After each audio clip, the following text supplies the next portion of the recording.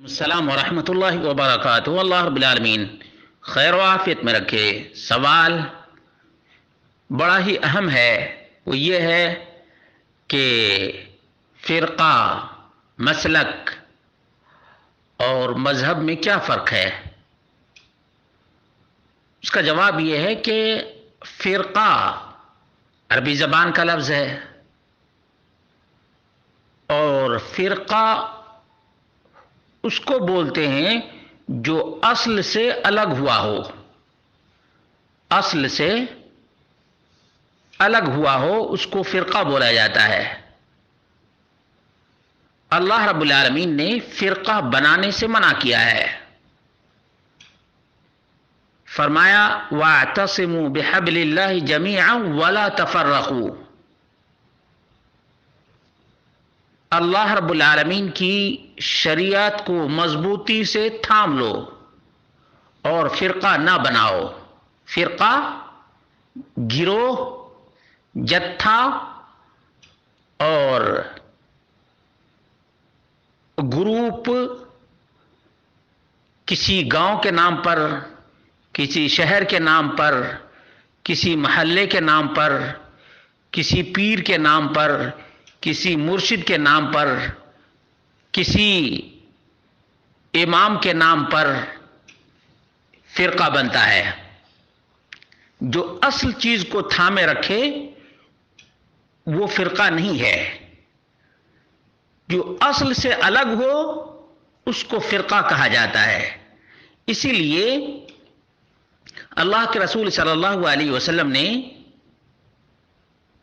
73 فرقوں میں سے ایک جماعت کو جنتی قرار دیا ہے، اور اس کی پہچان یہ بتائی ہے ما انا علیہ و اصحابی۔ اس کی پہچان یہ ہے کہ یہ جماعت اسی پر قائم رہے گی جس پر میں ہوں اور جس پر میرے صحابہ ہیں۔ یہ ترمذی کی روایت ہے، یہ ترمذی کی روایت ہے۔ معلوم ہوا کہ فرقہ بنانا حرام ہے، ناجائز ہے، چاہے کسی شخص کے نام پر، جیسے علی کے نام پر شیعہ نے فرقہ بنا لیا، فرقوں میں 12 اماموں کو شامل کر لیا، دوسرے لوگوں نے اپنے اپنے پیشوا کو امام بنا کر ان کے نام پر اپنی نماز کو بھی الگ کر لیا، اور فروعی میں کسی اور کے نام پر گروپ بنایا، عقیدہ میں کسی اور کے نام پر گروپ بنایا، تو یہ مذموم ہے، حرام ہے اور ناجائز ہے۔ جہاں تک مسلک کی بات ہے تو جو چلا گیا راستہ ہے اسی کو مسلک کہا جاتا ہے۔ سلک یسلک سلوکن کے معنی ہوتا ہے چلنا، اور جس پر آدمی چلتا ہے اس کو مسلک کہا جاتا ہے۔ ذہب یذہب ذہابا، اس کے معنی ہوتا ہے چلنا۔ اب جس پر چل رہا ہے اس کو مذہب کہا جاتا ہے عربی زبان میں۔ تو مذہب وہ جس پر نبی کریم صلی اللہ علیہ وسلم چلے ہیں، مسلک وہ جس پر نبی کریم صلی اللہ علیہ وسلم اور صحابہ چلے ہیں، تو یہ ممنوع نہیں، یہ ممنوع نہیں ہے، بلکہ دیکھنا یہ چاہیے کہ یہ طریقہ اصل میں ثابت ہے یا نہیں ہے۔ لیکن فرقہ سب سے ڈینجرس اور خطرناک ہے شریعت میں، اسی لیے اللہ رب العالمین نے فرقہ بندی سے منع کیا ہے۔ وَلَا تَفَرَّقُوا، وَلَا تَفَرَّقُوا، فرقہ نہیں بنانا چاہیے۔